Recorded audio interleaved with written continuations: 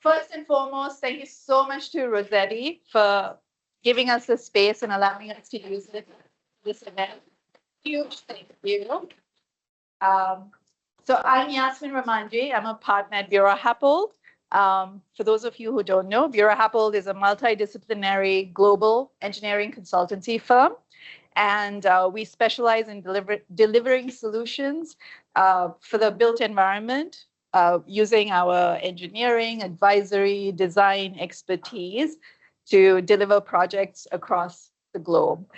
We have over 30 offices across the globe, 12 of which are in the United States and one of which is right here in Detroit. So our journey in Detroit began over 20 years ago, around the time when we were participating in as a strategic consultant to the Detroit Future City, when the plans were coming together. And it is so awesome now to be part of the engineering teams and doing the engineering, some of the projects in the city that some of which were part of the plans, right? Like the Hudson's Detroit project, Book Tower, Michigan Central Station. So we're really, really excited to continue with our history in Detroit. So as we were thinking about and contemplating all the work, our interaction with the city of Detroit, as well as various other cities in the United States, it's been clear to us that there's really something incredibly special about the revitalization that's happening in this city. And while other cities are trying to figure out, how to bring back the energy and revive their downtown buildings, we think that Detroit has had an incredible amount of success. And we were thinking that it would be great to understand and share and hear about how this has happened in Detroit. So therefore, we thought, what better way to do that than get a panel of experts together to talk about it with us. It didn't take us too long to identify who we wanted on the panel. So we've carefully curated some experts who are going to give us some insights into some of Detroit's really most of the most significant adaptive reuse projects, as well as share their insights into what it is really that is happening here that can be replicated in Detroit, as well as in other cities across the United States. So with that, please allow me to introduce to you a wonderful panel here. Starting with Craig, we'll start from this end. Craig Schwitter, who's senior partner and chair of the global board at Buro Happold. Craig is a champion of integrated engineering and using appropriate technology. Craig's passion is in creating innovative structures for the built environment. He has led the successful delivery of many iconic projects that have transformed cities throughout the world across multiple sectors. Craig is recognized as a pioneering thought leader and frequently speaks at industry conferences and events and universities throughout the country. And Craig was also the founder of the first North American Buro Happold office 25 years ago. Not dating you, Craig. Sorry. Next time I apologize. Then we have Melissa Dittmer, head of place at Michigan Central Ford. Melissa is an accomplished senior architecture and real estate professional, as you all probably know. Melissa strives for every physical, spatial, and interactive real estate experience to be well designed for all the people who live, work, and play within each city, while simultaneously attempting to solve long-standing urban issues. Her architecture, resilient city, and innovative development thought leadership has reached many through numerous publications, community engagement sessions, and public speaking appearances around the world. Melissa, as you all know, has been instrumental in the revitalization of Detroit's historic landmark, Michigan Central Station. Then we have with us Russell Baltimore, Assistant Director of Planning and Development in the city of Detroit. Russell is an architect and design leader with decades of experience executing highly complex architectural projects and large-scale civic initiatives from concept design through completion.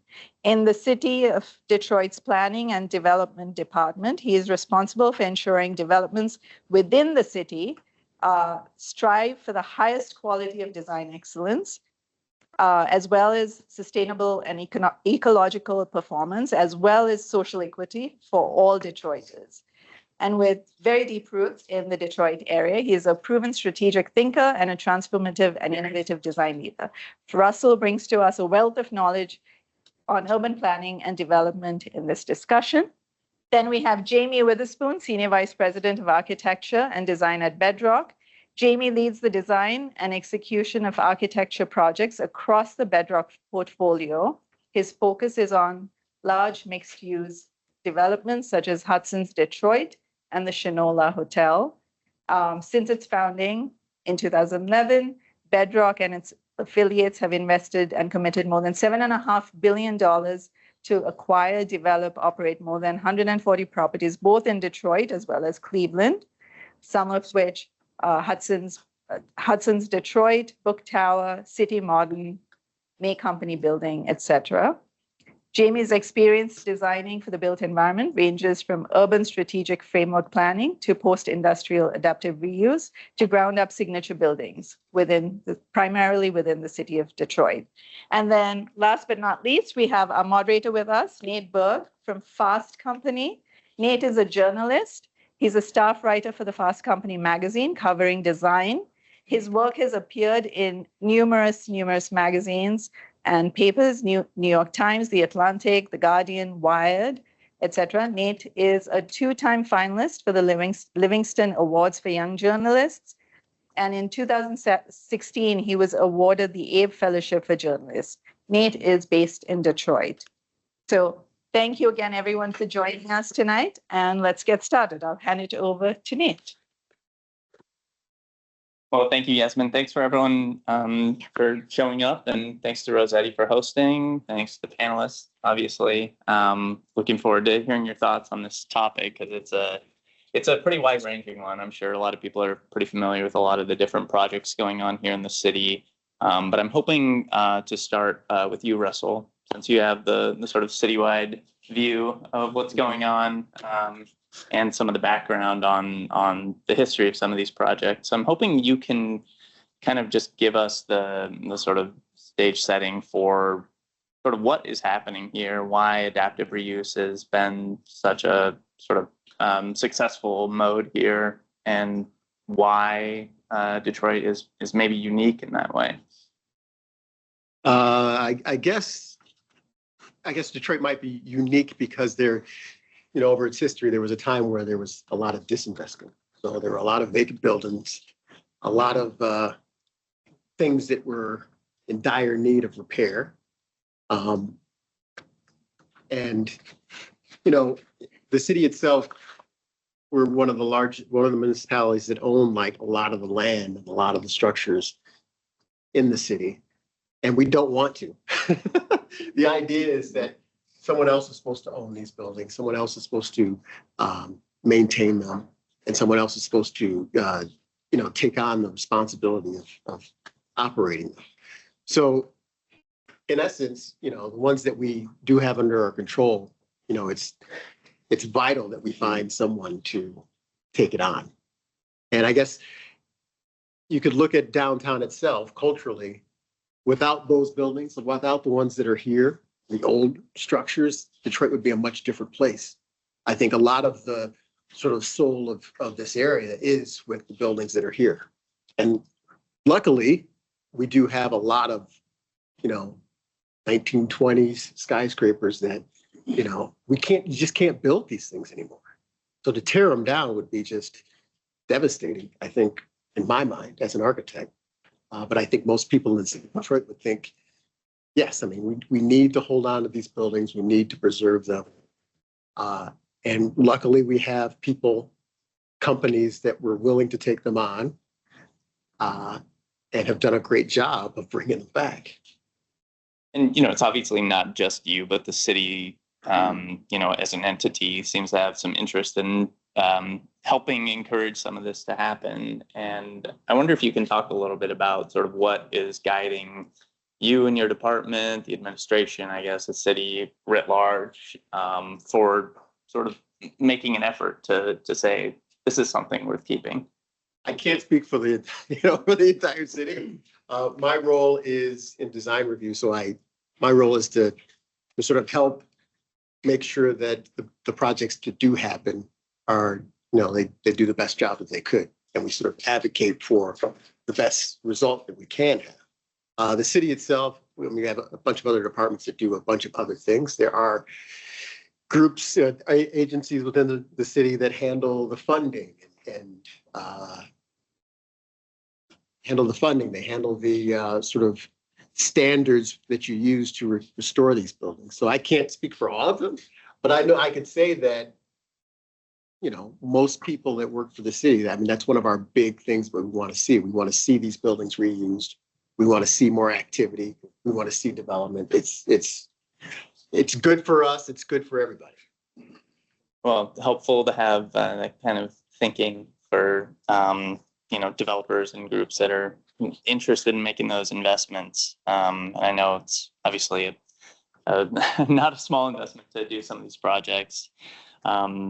Jamie, I want you to talk about a specific project in a moment, but maybe before we get there, Melissa, I think you might be a good person to talk a little bit about, I guess, the breadth of projects that have happened here in the city, since you've been involved in a lot of them over the past, decade and a half. Sometimes Bedrock, there's been a lot of projects here going on, a lot of adaptive reuse. And I wonder if you can talk sort of, I guess, architecturally speaking, but also some of the policy side of sort of, why these buildings are, I guess, well suited to being reused, and how there's actual mechanisms in the city to sort of help them get back to life, basically. It's interesting because I've worked with probably half the people in this audience on these types of projects, including the people up here on the panel.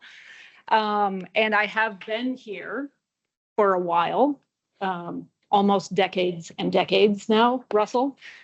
And so when we started out, Russell and I worked together at Hamilton Anderson with Sandra, right? And we were looking at restoring ground floor storefronts of historic buildings, because that is the level of restoration that was happening for Detroit at the time. And it was guerrilla architecture. It was we were hustling to pull together whatever we could at that point, and to see the trajectory or the arc of passion for restoration of these existing buildings over time by the people in this room, and all that we've accomplished in the past 15, 20 years is kind of remarkable. I mean, Jamie and I were working at Bedrock when Bedrock had begun to restore a handful of properties, vacant buildings, and then a handful beget a block full, beget downtown, and then resulted in Ford purchasing the train station, and then setting the sort of framework for the biggest restoration project in the city. And without the people in this room, and without the various planning directors and agencies who have helped investigate and research some of these sort of transformative restoration processes, we couldn't do the work that we have done today. I think of the planning department. I think about Detroit Future City as a effort and then an organization. I think about Detroit Creative Corridor, and are they called that anymore? I don't even know. They're called something else. Design Corps, right? Sorry, see, I just dated myself. And their effort on establishing restoration guidelines. It has taken a village of people to figure out how to put some of these policies and processes in place to map them out and move our city forward. And I guess to sort of zoom that out to, maybe other cities, I mean, do you see does it sort of have to be that kind of grassroots approach? It has to be the sort of one-off guerrilla architecture in an old storefront to sort of start building it up that way? Or, I mean, could someone come in and say, we're going to start with the biggest project in the city? So I will say that I'm going to hand it over to Jamie in a second to talk about Cleveland and how Cleveland has is working on a different approach. But if I speak to the train station itself, the restoration of this train station would not be as successful as it is right now if it hadn't been for the parallel path of the city planning department working on a planning effort for all of Corktown and the Choice neighborhood applications, and then the grant and the initiatives that went with it. And so what would have been a more traditional corporate restoration project, in fact, became something really thoughtful and integrated into a larger planning effort that has helped not just restore that building, but then restore sort of the neighborhoods around it and the amenities around it. And that to me is a super successful example of a singular restoration project in parallel with a larger strategic framework being successful. There feels like a similar ethos with the Book Tower project. Not just, let's restore this old building, but like, let's make it do a little more, get back to the community, get back to the neighborhood, maybe sort of re-spark some action in the neighborhood. Can you talk a little bit about sort of, how you and Bedrock were thinking about that project? And I don't know, I guess the sort of challenge of taking on such a behemoth and also trying to do all these other things beyond just sort of save this one thing. Yeah, and I think, when I look sort of back, which is interesting because you can try to apply a lot of like strategic filters on the things that we're doing and rationalize all the decisions that were being made when sometimes they were maybe not as rational as they seem in hindsight. But it's interesting. I think for us, it was the goal was never to get into the adaptive reuse business. Actually, it was really a strategy that came out of this idea of creating place and really focusing heavily on the 6 or 7 blocks of Woodward that were kind of the first foray of Bedrock into downtown development. And what we found in those 6 or 7 blocks were these amazing historic structures. And it sort of became the natural decision to, invest there. There was history, there was culture, there was this sort of identity that had already been established. And the work then became to really take the buildings that were there, that were really dilapidated and really struggling, and not so much adaptively reuse them, just fix them up. Like, it was really about a restoration of old office buildings that weren't functional anymore into current office buildings. And so from that, we, Bedrock, got, I think, a lot smarter on the things that have to go into these projects. And you are all very familiar with Woodward Corridor. It's, it's 6, 7 mid-rise buildings, sort of a mixed bag along that corridor. And so when it comes to, Book Tower, we had this history of, what it takes to do smaller scale projects, and it allowed us to tackle that building. I think had we not gone through those incremental steps, I think it would have been a much different exercise. And I think if you look at the timing of when that was happening, there started to be a sort of, center of gravity happening, for lack of a better term, around Woodward Corridor, Capitol Park, Book Tower in 2015 when we acquired it. Washington Boulevard was a bit of a different place than it is today.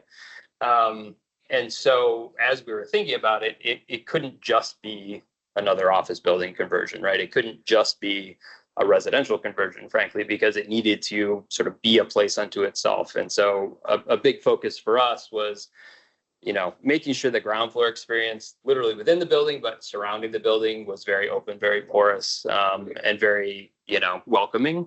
So literally anyone can go through. And that creates, a sort of mixing of visitors and residents and people who are coming in just to go to a restaurant, or people coming in just to work at one of the tables in the lobby. And so you get this community that starts to be built there. And, we've only been open for a little while, but I think we've started to see some of that come to fruition.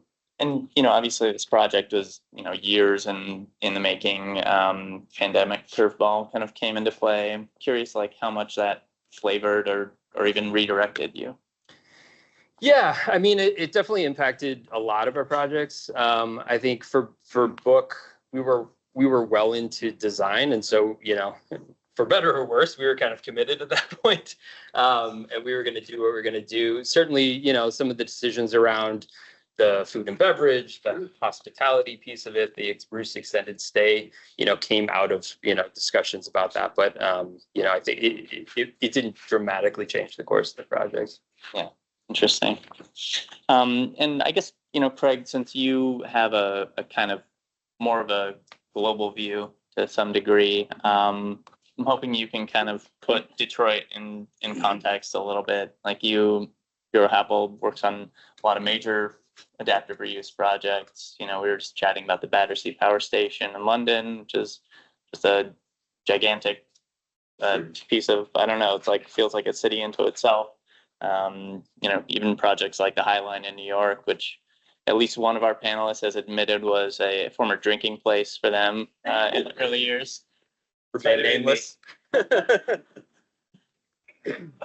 So I guess when you look at this city, do you see sort of similar scale opportunity? Well, not scale, but I guess similar types of opportunities to sort of turn some of these forgotten spaces, maybe even derelict, abandoned spaces into something that can have that sort of broader impact on the city. I mean, I'm fortunate to we work in a lot of different locations, and I think Detroit is so unique in one way. The speed of this kind of revitalization was fast. There was a period of time where Detroit was coming back, and all of a sudden, I think what's different here, at least in my experience, is this acceleration was fast. I mean, we do projects in New York, but there's just sort of more longer term trajectories, and we're just really fortunate to be. I think everybody in this room is fortunate, frankly, to be in Detroit the last decade or more, because you've seen such change, and I think that's, like, for me, really rewarding. I think it's cool. I mean, we brought our entire partnership here to Detroit to check it out because I think it's unique. It is pretty unique from that perspective. I just not blowing smoke. I think it's really interesting. It's unique. And I guess you think there are things that you can take lessons from the city and apply it to work that you're doing, around the world even. Yeah, I mean, I like your guerrilla thing because it is a little bit more guerrilla in Detroit. It's not like sometimes there's a sort of a bit of a pristine nature of adaptive reuse in certain places we work. And Detroit's a little bit more like roll up your sleeves and get it done. And I kind of like that aspect of it. Don't lose that edge. Can I say, Yeah, please. I want to talk about Melissa's point about the planning studies and all the work behind all of this that sort of happened. I mean, there's been an effort. I mean, philanthropic community came together. Business. It wasn't just one or two things that happened on their own. These were, I can't say that I was behind it, but there was a group of people that were behind this whole thing, and started this big idea of how to bring it back.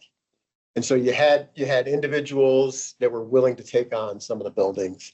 You had a planning department that was doing these neighborhood planning studies, which got the city residents and the people involved who, frankly, they have their arms wrapped around a lot of the buildings around the city, not just downtown, that they think they should be maintained. They want to keep the flavor of their neighborhoods. They don't want these things to just disappear. So it wasn't just like one or two people. I think it was a coalescence of like groups of people. Yeah. Behind, the administration, behind the business community, behind the advocates. So it wasn't, it's kind of, I think Detroit might be unique in that is that, all of our planning studies are basically, involve average residents, and we ask them where they want to go with what, and all of them speak to the things that they feel are important.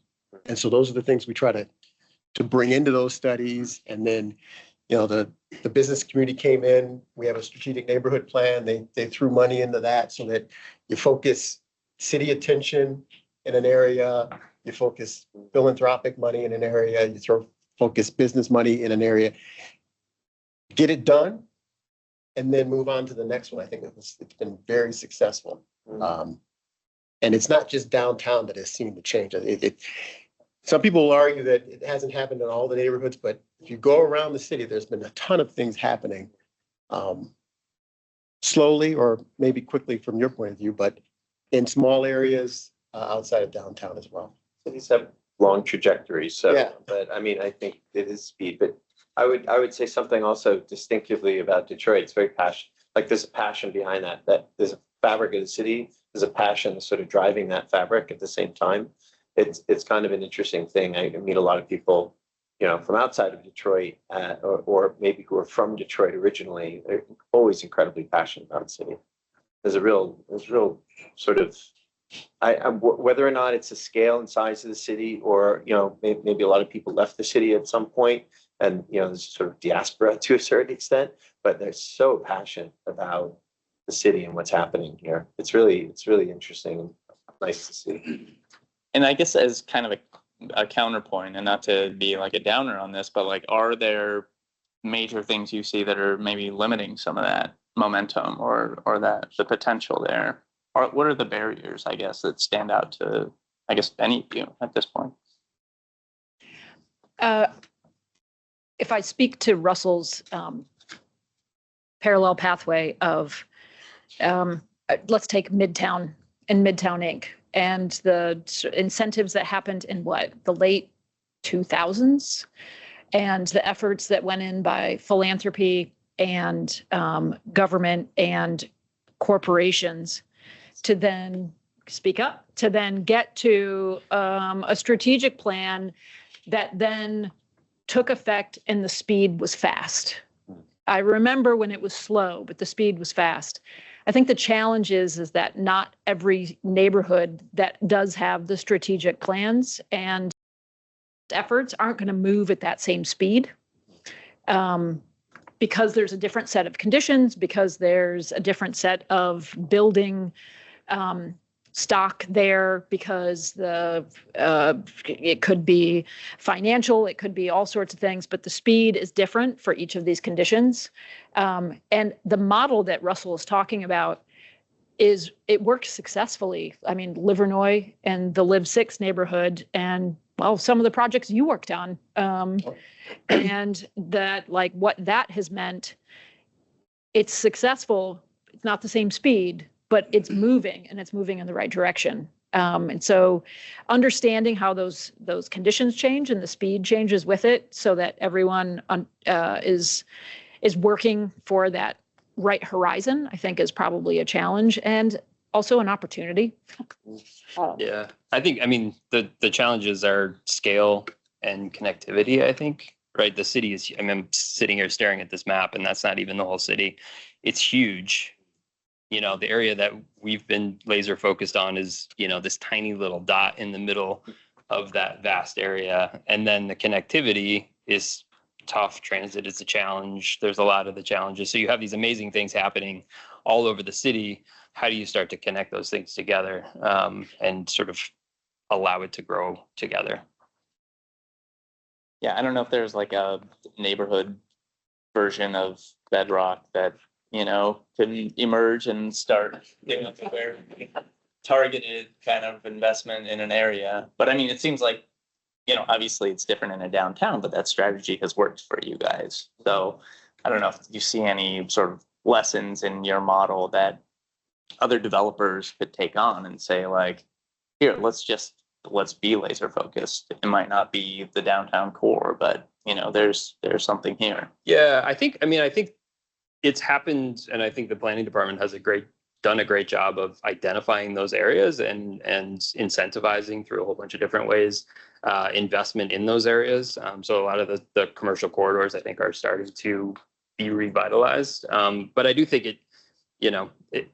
it matters that it's all happening in a contiguous area, right? I think one-off redevelopments are amazing and they're phenomenal, but it's at a certain scale when you start to get the, I hate the word synergy, but the sort of mixing of all of these different program elements, communities, all of these things together. And I think, for our portfolio, if we had done, one building here and one building here and paced it at a reasonable pace, it would have been a different outcome, right? The outcome, the whatever success we've had, I think has been because, and we're acting from a fairly privileged position and able to do this, but we're able to do it at a certain scale and at a certain speed.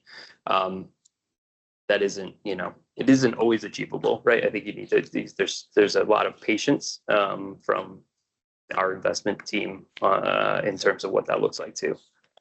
So unreasonable pace is the key, I guess. Unreasonable pace. Yeah. Well, Michigan Central feels like a pretty good example of that, I guess. You sort of just turned something that had been kind of sitting and waiting for a long, long time.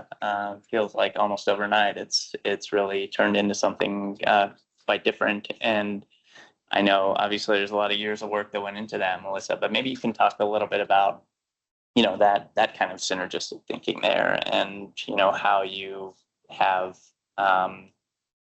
focused on the area as opposed to just saying let's go for the showstopper and call it quits. Well, unlike Book Tower, the thinking behind the restoration of the station and the programming that went into it was significantly impacted by the pandemic. Significantly. And that the ways in which Ford thought about the project and also thought about the future of work as it related to the train station went through a significant evolution. And so the project as it is right now is not the same as the project it was 5-6 years ago when it started. And we're still working through that project to date as well, because of everything that we learned through the pandemic. And then I will say also everything that's happened with cultural and racial and other movements that have happened has made us stop and rethink, like, what do we want to do with the station, so that we are setting up a 600,000 square foot building to be a place for everyone, or at least everyone can see themselves in a small portion of that building and be invited. And that's not just the building itself, it's also the spaces around the building, whether they're public spaces that connect to some of our other buildings, like the book depository next door where New Lab is. And so we're just taking lessons from every great placemaking downtown and elsewhere. We're making sure we think about a coordinated and strategic ground floor plan. So anything that's at the ground floor and the outdoor spaces, interior and exterior, all coordinated. And, that's no different than any other effort. But we have learned a lot through the past 4 or 5 years about sort of the evolution of society and how we want to try to repurpose these spaces to account for that. It has not been easy to do that. At the same time, the things we're focusing in on are innovation, and especially the innovation of mobility, both sort of tech and cultural. So that speed moves way faster than the speed of design and architecture and building. And so trying to create spaces for that to happen also at the same speed at which the innovation is evolving by the people who are working there. It's challenging, but that's why I'm excited about my job and get up every day. So I know that kind of didn't really answer your question. It leads me somewhere else though. So Right. kind of perfect. This may be sort of a reach, but like, so much of the city, I mean, not this city especially, I mean, it's built around the automobile, right? So having this focus on mobility there and innovation, it's kind of like it's an adaptive reuse of the urban realm to a degree, where you're trying to kind of rethink how we can live in a space, differently than how it was built, 100 years ago. And I'm curious, like when you look at the mobility side of that, I mean, how do you see that fitting into your role, like as the head of place there, like making it a place that people can sort of access differently than just the typical pull up in your car and park in the lot? Whew. Well, I've said this before, and I'll just keep saying it.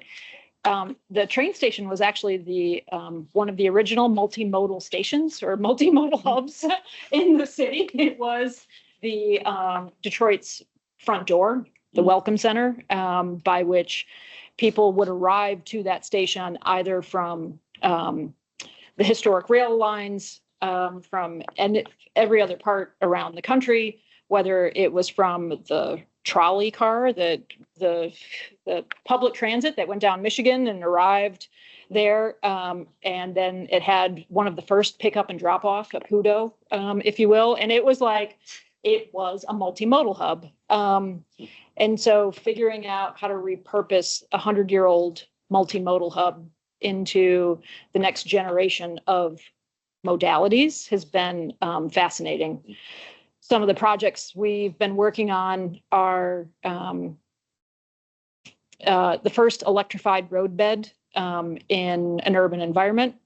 And currently we have a system of road that's down 14th Street, where if you drive over with an electric vehicle car that is coupled with a charging mechanism under it, the car actually charges as it drives. And then we've installed this in static conditions, where if they pull into parking spaces and do their last mile logistics, pick up and drop off of materials and goods, they're charging. And then we're going to continue to work with the city and the state on installing those in other locations so that we get this sort of last mile logistic loops. And so it is, to me, that is one of the many future generation modalities that are now coming back to the station. One day we hope there will be passenger rail as well, that will make its way back to the Michigan Central portfolio. And so that next generation of modalities are starting to come together into what we hope will be Detroit's front door again, or one of the many front doors that happen. But if there is a track of projects that takes longer than restoration and built environment, it's transportation projects. Figuring out the speed, how to increase that speed would be a great thing. I know this isn't a mobility panel, but I think another interesting project that is actually a partnership between Michigan Central, the city, and Bedrock is an autonomous shuttle loop. So we were talking earlier about how do you connect these things. There's now running an autonomous shuttle that runs from Michigan Central through downtown to the East Riverfront, which allows, some of these areas to start to connect. So it is, we actually work on things together, which is nice. I know. I want to save some time for questions at the end, but maybe I can ask each, or at least some of you, to think about or talk about what adaptive reuse sort of looks like going forward. I think the pandemic is, obviously an influence in the way a lot of people think about what, old buildings should do, what empty buildings could be. Maybe Craig, you're a good person to sort of chime in. What does adaptive reuse look like 2025? I was actually, you asked a question, what are some of the challenges? I mean, a lot of developers have caught up to the fact, and a lot of people have caught up to the fact that there's a lot of value hidden in an old decrepit building. So they're not the cheapest things to buy anymore. And I think we all know that they're complicated to restore, sometimes more expensive than building a new building. So I think you have to be cautious to a certain extent in the market. I know, places like Detroit are have great building stock, but that sensitivity is a little worrying to me, because I definitely would rather be seeing adaptive reuse projects where you can. So yeah, the price sensitivity is interesting right now. With some problems in city centers with office building vacancies that may well be turning around, particularly in that building stock. But I would say that the thing that I see going forward, we talked about is basically decarbonizing our environment is really important. And the concept of a building having zero value as just the carbon in it is shocking to me. We talk about it, to sort of cradle to key type of counting. Like, you should be buying, somebody should be acquiring an old building that has a carbon, capture on it. There's value in that, but it's sad that somebody could just destroy that building and put it in a landfill and there's virtually no cost. So I think it's really important at some point that we capture that value, because that will be an important piece to accelerate adaptive reuse. I know there's a lot of push on that, and recent issues may well set us back a little bit in that space. But I think the fact that when we do truly value the carbon in existing buildings, I think that will be an accelerant to more adaptive reuse. I would say that there is a cost to demolishing those buildings. Well, there's a societal cost. There's a societal cost, there's a cultural cost. Absolutely, but there's not the externalities don't affect the person that's carting it away practically, which and then who pays for you do, and I do, and everybody in this room does. That's the problem. Yeah, and sometimes the cities are the ones. And the cities. Yeah, absolutely. No, you're right. So there is a huge cost to that. I think for me, I see a lot of the things happening in neighborhoods as like, we've got quite a few of the downtown is doing fine. There's a few buildings that, yes, we'd like to see taken on and fixed up. Working on it. But It's all you. Yeah, Chip chop. I see areas outside of downtown. There are a ton of old, galleries and theaters that in the city that were wonderful buildings, and they need a little work, but they're still standing. There's still a lot of history and love that the people in those neighborhoods still have for those buildings. I think of the Alger over on Whittier and the Vanity Ballroom. I wish somebody would take that one on. Well, there is a group that is got their arms around. They're trying to figure it out. But things like that, I think, there are individuals that have bought old factories, like small industrial buildings, and they're turning them into lofts and living in them. So there's a lot of projects that I see in my role, and I'm like, wow, I wish I could do that. That would be a cool place to live. And people are doing it, but it takes the person wanting to do it, for one, understanding the value of the building, like you said, and not just the carbon thing, but just the value of it, Just the value. in the area, and what that building used to represent. And then it also, like the city does help out in certain situations. So that's there too. So I think we're going to see quite a few adaptive reuses, not on the large scale that we see downtown, but sprinkled throughout the city. I look at things like the Congregation Coffee Shop on Rosa Parks. I love that place. It's an old church they turned into a coffee shop. It's great. And then the neighborhood that it's in, Everybody loves that project. And there, you see the Shepherd, an old church that was renovated into an art campus. Another, you can't dream that stuff up without it being there. And they turned into great projects. I don't know if this actually answers your question, but one of the interesting phenomenons, I'm curious, Melissa, if you've had this, but if you look back, a decade ago, when we were starting to do adaptive reuse, we were looking, benchmarking cities like San Francisco and New York and Chicago and like looking outward to find ways to do good work here. And in the last, 5 years, I would say, it's been interesting how it was just, a few months ago, a group from San Francisco came to Detroit to ask, we have all, we're in the doom loop, right? Everybody's heard the doom loop. We need help with activation of a downtown that's struggling with, a disinvestment, depopulation. And it's been this interesting, and there's an article recently in a St. Louis paper who was looking at Detroit as a way to, maybe revitalize that downtown. Real activation. Yeah.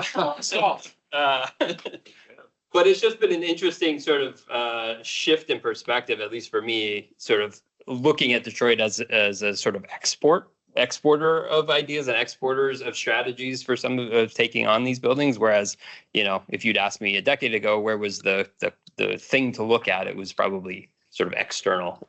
So I think it's just good for us to recognize that.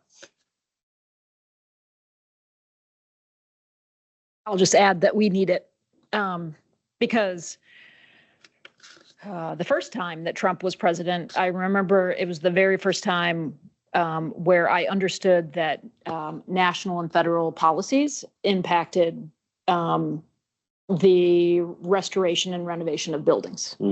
And we were losing historic tax credits, and we were losing interest and investments in the built environment in cities and the incentives that went with it. And maybe it'll be different this time around, or maybe we can get ahead of it and put the systems and policies in places for public-private partnerships at the city and the state level, because the last time around, we were hurt by federal policies.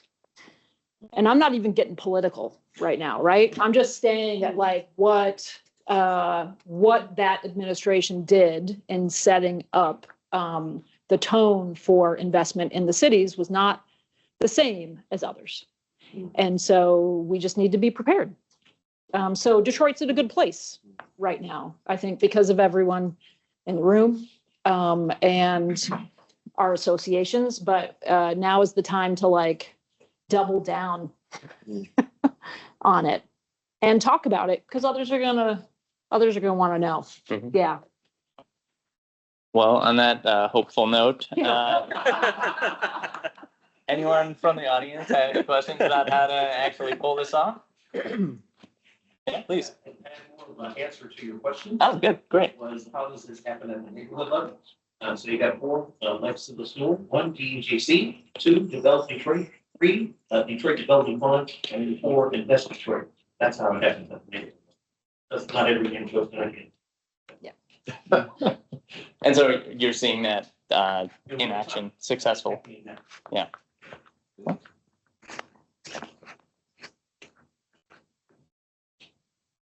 When you use adaptive reuse in Detroit in the same sentence, right in the middle of that graphic, which I think was perversing. And yeah, that. So one of the biggest challenges to retro the rents and are they surmountable? That's an easy one. I don't know if I'm the person to talk about. You're more the. I would say it's going to be a partnership, obviously, and not just on the shoulders of one individual or one company. Right now, that is our skyline right there. And when people look at Detroit, the first thing you see is the Renaissance Center. Like, and what do we do with it? We haven't figured that out yet. But I think there are a group of very smart people discussing that like right now is like what's going to happen with that, what could happen with it. I mean, you know, that's a today's standards.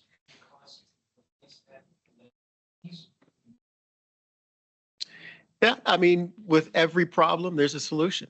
And that's, you know, we're architects, right? And professionals, and that's what we do is come up with solutions to complicated problems. Sometimes we can pay for them, sometimes we can't, but like I said, there's somebody with a higher pay range and list of responsibilities is probably answering that question. I'm not that person, but just to be clear. But I mean, I don't have a whole lot to say, honestly, about that project outside of that. Our group, GM, who owns the asset, we're working as an advisor to them to help them study the building. And there will be more to talk about on that front in the coming weeks and months. Not years, weeks and months. That's something. There you go. So speaking of the mobility issues and adaptive reuse, a lot of the historic buildings and neighborhoods took advantage of our predecessor mobility options, and a lot of them are landlocked, and parking is always an issue. You see policy within and also some of the benchmarking without ways of kind of moving forward with that. A lot of the smaller developments that I see, we don't have parking when we go from 6 units to 12 units. We are lot to lot to alley to street. And the biggest challenge to move forward a lot of times is you can't get enough parcels together to create a parking lot. And you also don't want to create those teeth and those gaps in this fabric of the neighborhood to create a parking lot. I'm wondering from the city level and also anyone in benchmarking outside of the city, if there's any solutions that you've seen.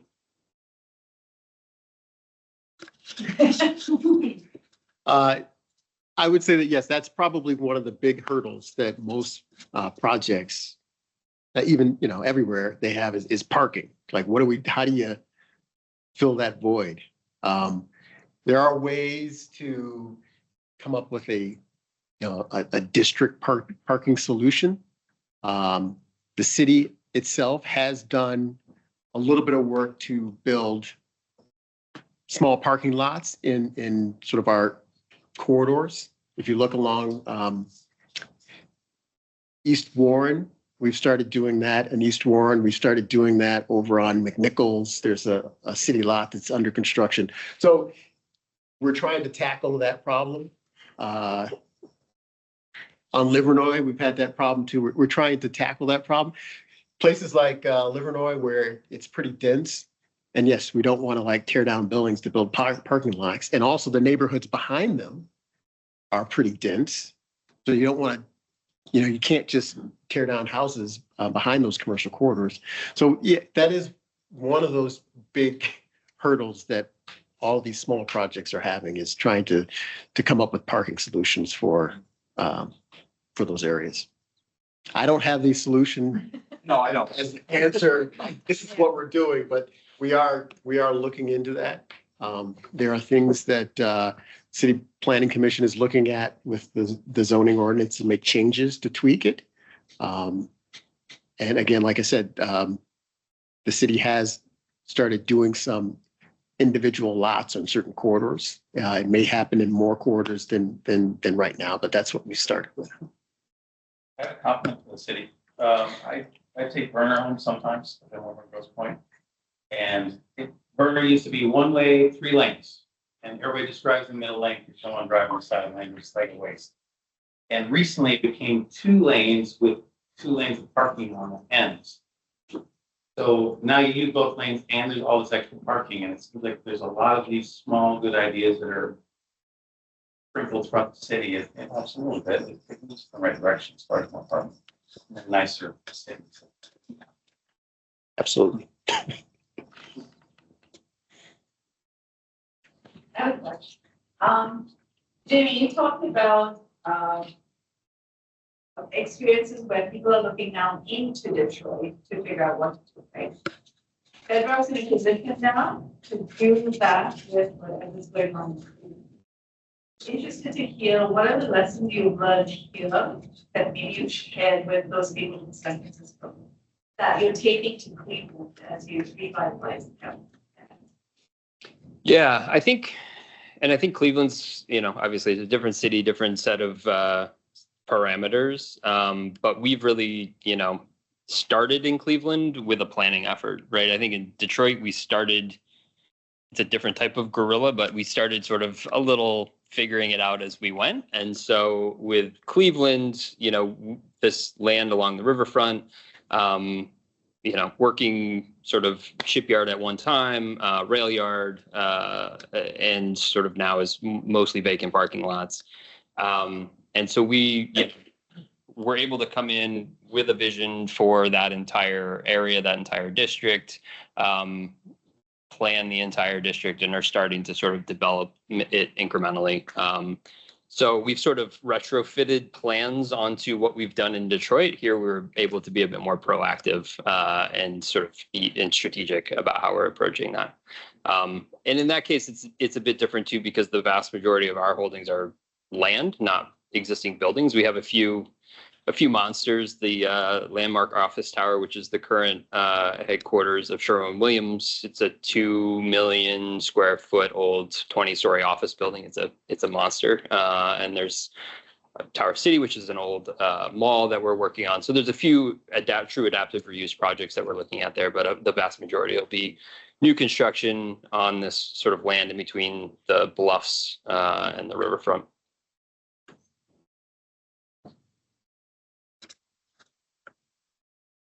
So I think Michigan Central and the book have really gone a long way in attacking what I've always kind of considered as, or maybe in reality, superiority complex. Well, Detroit doesn't deserve good design. Detroit, we have to just settle for whatever we can get because we just need things to happen here. And I think those two projects have gone a long way in kind of combating that. I'm just wondering how you take that momentum and move that into these neighborhood projects where a lot of times, such as on some of the corridors, we've allowed strip malls and we've allowed kind of I would call subpar design model. I'm going to do honestly. You've seen them, you know what I'm talking about, right? Like some subpar urban elements, design elements. How do we take that true belief that we do actually deserve good design? And how do we take that to the neighborhoods and allow those neighborhoods, especially those who've been here and fighting for homes? Yes. Like, how do we get them? Well, I advocate for it if it comes to first, but You outside of you. yeah. So yeah, there's, Detroit's a huge city, and we only have so many people that are responsible for going out and actually like looking at what's been done. So, and I run across stuff all the time where people have just done things not necessarily the right way with a permit or anything. They just, Detroiters are very innovative. Sometimes they just do stuff. And we have to work with that. And then, in my role, people come in and you sort of has to, hold their hand and direct them, hire an architect, hire a landscape architect, hire someone to help you with, because they have great ideas and innovative ideas. It's just helping them put together a team that can help them get it done the right way. And sometimes that involves, like we have some grants that are given out to individuals when they're looking to design things. So I mean, there's a lot of stuff that other people in the city are doing to sort of wrap their arms around some of these projects. So lessons learned, yeah, it's always that conversation. And I had one today. It's like, you can't just build that. you know, you need, it needs a foundation. It needs these things. So it's an interesting place to be. Like I said, some of the projects I see, it's very interesting. And you're like, you had a great idea. You just didn't have the right people to help you do it.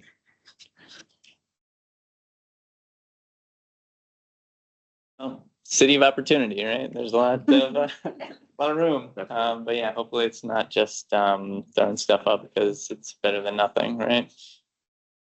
It is better. We're getting things done. People are doing things. We have a lot of innovative ideas here. It's just directing them and how to do it is the challenge. And that's what I love about Detroit. Like you said, city of opportunities, city of innovation. I'm a native. I'm a part of the Detroit Plan Advisory Board, so I have input and I see everything that happens from downtown to the city and have these conversations pretty often. And I think that to your point, you know, sometimes people come in and they just have an idea but don't have the right team. I think that maybe that's like a chance for companies like Ford and Bedrock to lend their expertise to innovators like myself or others that, you know, are from Detroit but don't have the power, resource, or man behind them. Maybe we could bridge that gap and make that a conversation. Sounds good? There's a solution. I like it. Yeah, it's not the right analogy, but it's like the public defender. Like they need the sort of like the public architect, the public developer, or the public planning advisor, or whatever. People probably exist in some nonprofit form, but yeah, I agree. I mean, I think from our experience, we do, you know, well, we do buildings, but we also invested a lot in city planning, economic development activities. I think Detroit has that kind of vibe right now. It has this ability to kind of shoot out from the central core, which, you know, obviously there's a lot of special projects there, but you know, it's the smaller projects. And it's keeping that kind of reputation alive somehow. Now, as you can understand, I'm not from Detroit originally. I've been here, you know, for the last decade, but you know, from coming from New York, it always interested me to learn about Detroit as a place that made stuff. I never really figured that because in New York, nobody makes anything, just make money.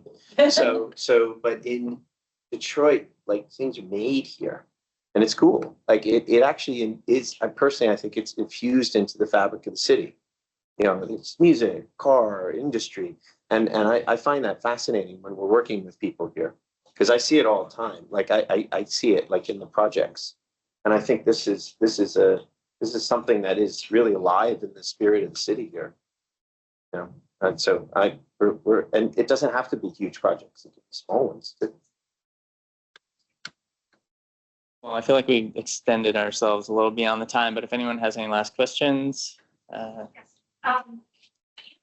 You're kind of like valuing the hard part of the building as part of the economy. So then you're pushing about like newer construction and design. I was wondering if you might any vision on kind of how those maybe less straightforward monetary economic and inspire so that when we do have to build, we're building with adaptive reuse in mind for the future. So it's a foster innovation can film whatever they need to be without having to tear things down every 20 years, maybe years. I don't know, like how do you encourage that in today's day and age? Like they had it figured out 50 years ago, but now we're struggling a little bit as an industry. Well, one of the ways of doing it, which was never really the IRA Act had, you know, it basically gave subsidies for energy innovation and improvements. What it didn't do, and it didn't have a chance to go further, was give credits, tax credits, transferable tax credits, really transferable money, to the actual value of the carbon in the building. So if you put photovoltaics on your building and you could prove that you were more energy efficient, you get some tax credit. This has been happening for the last 3 years. probably will go away, but it's been a very good thing for the United States because there's been, hundreds of millions of dollars of investment in this. But what that act didn't do, it didn't go far enough, because if it would have valued the carbon in a building, then the developer or someone looking at the asset of the building would realize that there's value there. And we haven't gotten there yet. We're going to get there eventually. Other countries are getting there. Other places in the world are getting there. And there's a lot of activity, frankly, in the development community talking about it. But it was very close also, because some of the people who were involved in those policies, and it was very close to doing it. But part of the problem is measurement and other kinds of technical stuff that would have been confusing.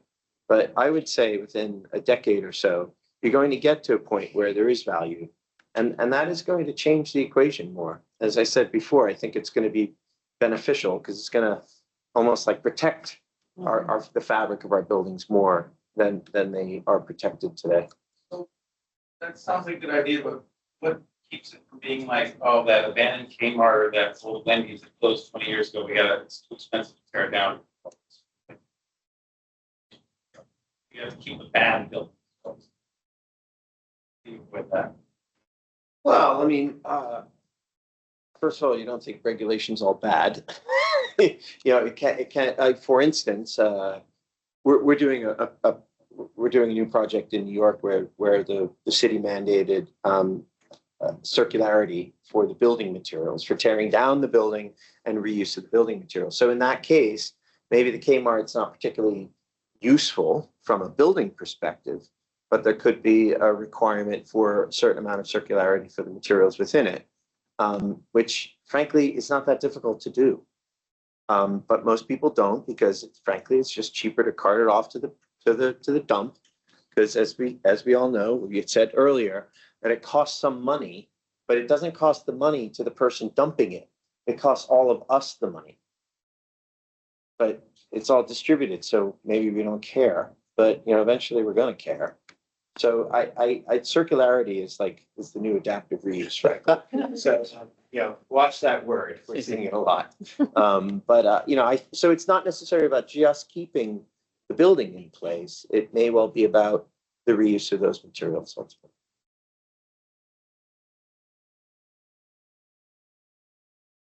Well, I think we've covered it. I think we did it. So All solved. yeah. So. Well, join me in thanking our panelists.